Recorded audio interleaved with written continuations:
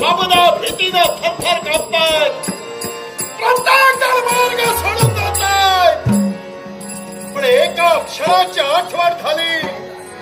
मस्तक एकसारखं बधीर होत आहे. कारण ज्या भीषणाचा जन्म झाला, ज्या आईनं मला जन्म दिला ती माझी माता शौरी. आणि शौरी पुत्र भीषण माझ्या आईच्या भुकेच्या समाधानासाठी या अरण्याच्या ठिकाणी ही असणारी हे उच्च संपद मी आणि माझ्या आईच्या भुकेचं शांतवन करतोय. पण अनेक वेळा मी माझ्या आईला विचारलं, आई या भीषणाला तू जन्म दिलास, मग सांग आई ज्या पित्यापासून माझा जन्म झाला तो भीषणाचा पिता कोण? नाही, माझ्या आईनं आजपर्यंत हे उत्तर दिलं नाही. ज्या ज्या क्षणी मी प्रश्न विचारतोय त्या त्या क्षणी माझी आई संभ्रमित होते, दुःखी कष्टी होते. त्या आईनं मला सांगितलंय, बाळ भीषण देईन, योग्य वेळ येतात तुझ्या प्रश्नाचं उत्तर. आईला दुःख वाटू नये म्हणून नाही मी पुन्हा प्रश्न विचारला. पण आज मन साशंकित का झालंय? बराच वेळ झाला या अरण्यात झुंडातोय, या अरण्यात चार बाजूला शोधतोय. पण एकही हिंस सापत भीषणाच्या भीतीमुळे कुणी इथं येत नाहीये. घडलं जाणार काय? माझी आई आतुरतेनं वाट पाहत असेल. माझी आई आपला भीषण आपल्या भुकेच्या समाधानासाठी म्हणून या उच्च कडावरून न्याहाळावं. नक्की नक्की आवाज येऊ लागलाय. माझ्या या दिशेनं कुणाचा तरी आगमन होतोय. या भीषणाला अजमावायचंय.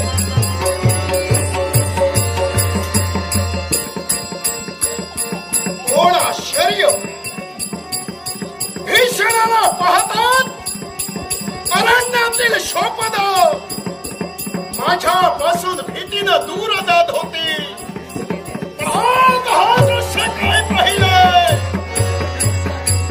स्वतःच्या चरण चालीनं आज भीषणासमोर भीषणा विसरलात. अरे आज मरणाच्या दारात तू आलायस. बस हिरशा सोबत मारून मी माझ्या आईपर्यंत जात होतो. पण हा जिवंत सोबत माझ्या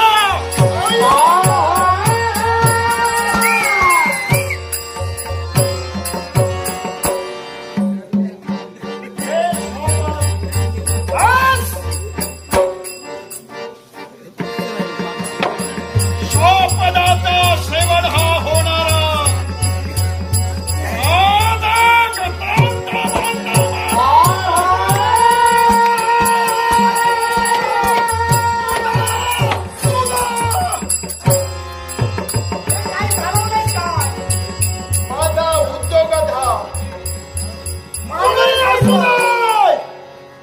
लागलेल्या भुकेच्या समाधानासाठी भुकेच्या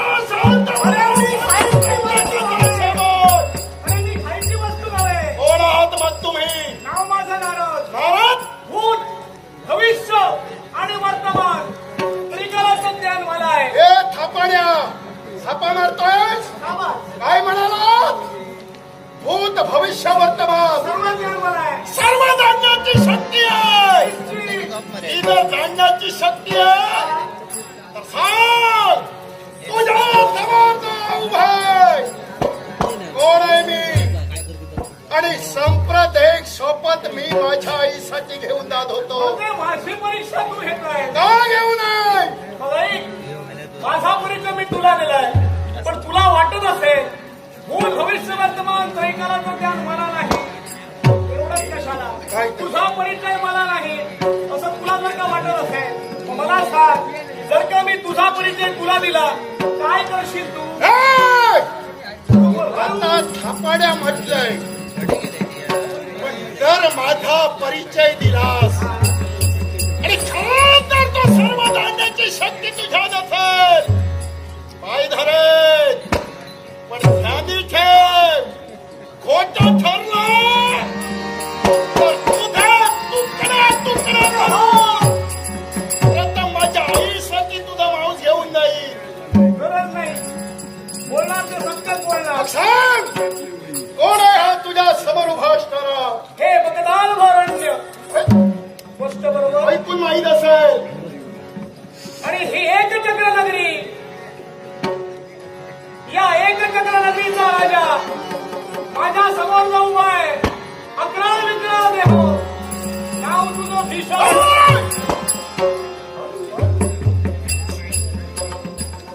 एवढंच नाही, भीषण, तुझ्या आईचं नाव सुद्धा मला माहित आहे. माझ्या आईचं नाव तुला नाही.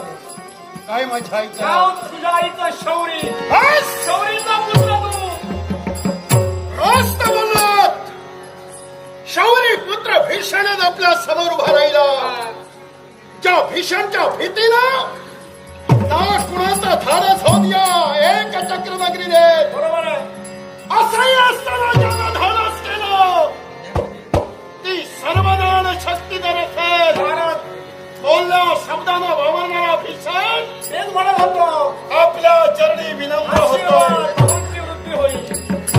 पण काय रे, मी येता येता मार्गाला पाहिलं, एका श्वापदाला म्हणून तू बंधन केलं. साहजिकच, कारण नित्याचा धर्मात नित्य कर्तव्य एक तरी सोबत जगाच्या आड करावं आणि ते सोबत जगाच्या आड करून एकट्याला चतुरांगी पूर्ण करणं हे या भीषण आणि माझ्या आईचं कर्तव्य. स्वतःची क्षुणा शांत पण आज करण्यासाठी काय घडलं? शोपद एकही नव्हतं. विचार करत असताना एकाएकी स्वतःच्या चरण चालीनं माझ्यापर्यंत येऊ स्थिर झालं. गैरसमज, म्हणून निर्णय घेतला की रोज आईला शोपत म्हणून त्याचा मांस घेऊन जात होतो. आज जिवंत घेऊन जाणार त्याला. घेऊन जाणार. जिवंत आई समान त्याला तर निर्णय. गैरसमज तुझा.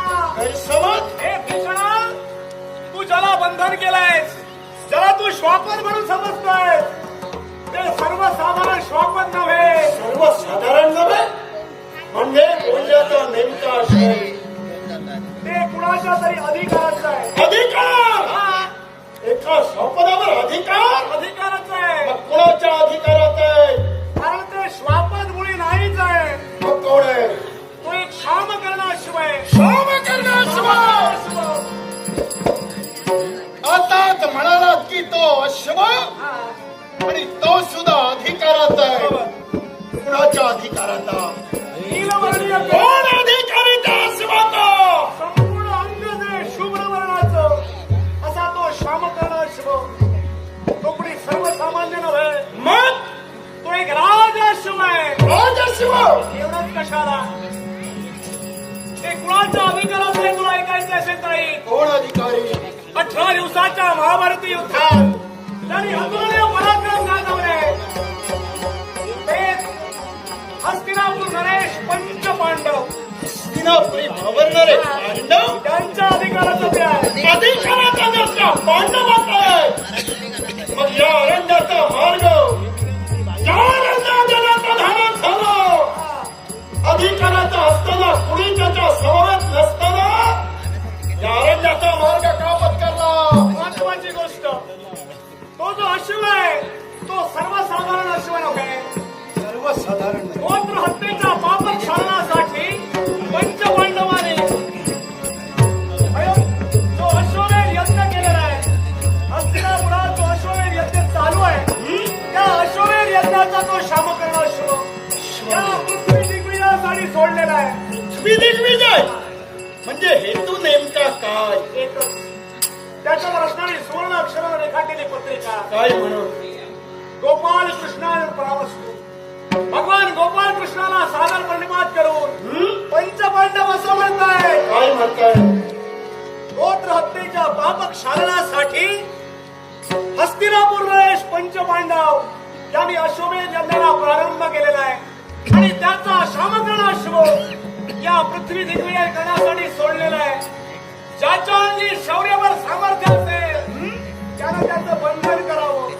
म्हणजे ज्याच्या अंगी शक्ती ते सामर्थ्य असेल त्यांनीच त्याचं बंधन करावं. आणि नसेल तर त्याच्या पुढची गोष्ट जास्त महत्वाची आहे. कोणती काय आहे त्याच्या जर पुढचं? शौर्यावर सामर्थ्य नसेल तर तर दांडी तृण घेऊन हस्तिनापुरात करभार खंडणीसह पांडवांना शरण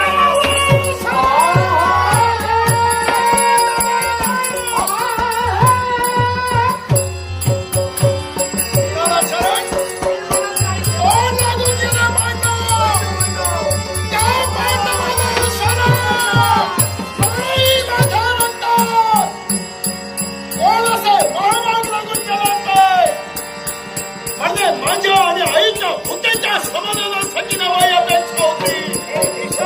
काय ते संधी चालून आली आहे. संधी? अश्वाला तू बंधन केलेलं नाही. अश्व कुणाचं हे तुला मी कथन केलं. मग पण याच्यापेक्षा जास्त महत्वाची गोष्ट कोणती? जी तुझ्या कामाची आहे बोलण्यात तुला असेल सांगायची आहे. अशी कोणती गोष्ट? मला सांग रे, तुझ्या बापाचं नाव काय? नाही सांगू शकत हा विषय. माहित नाही.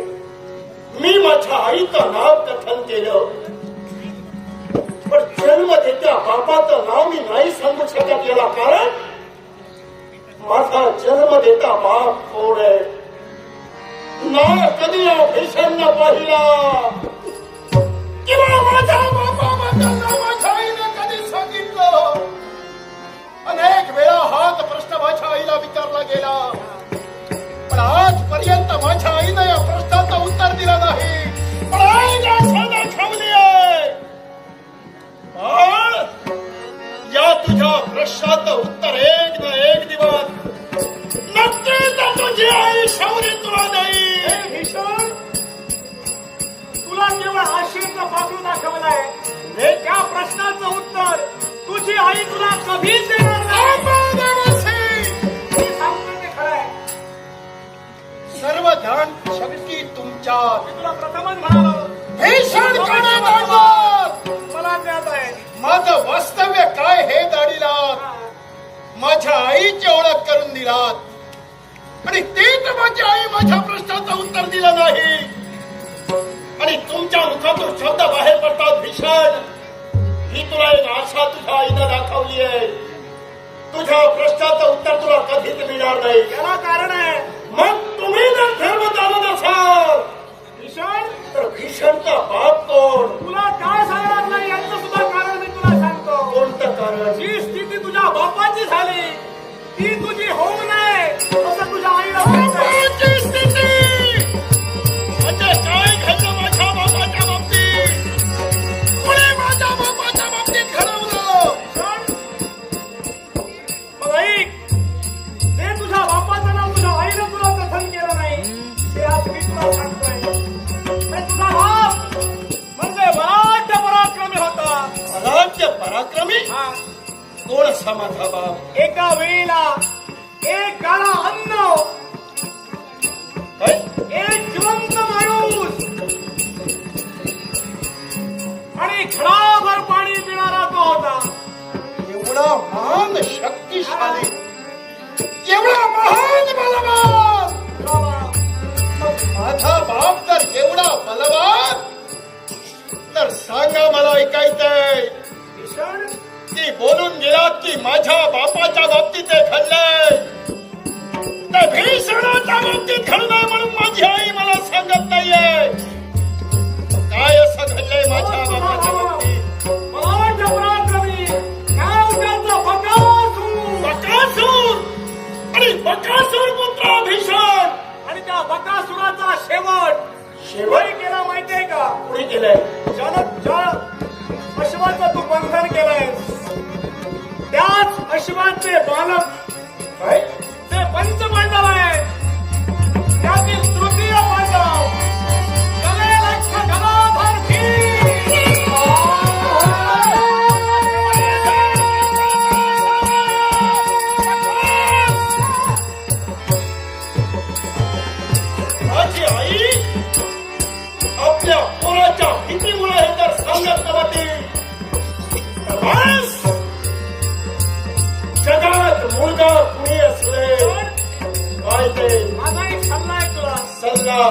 सारं कथन केलं खरं पण मला असं वाटू लागलं काय वाटतं की तू तिथं जाऊ नयेस कुठं अश्वाचं बंधन जे केलंय काय त्या अश्वाची मुक्तता तू करावी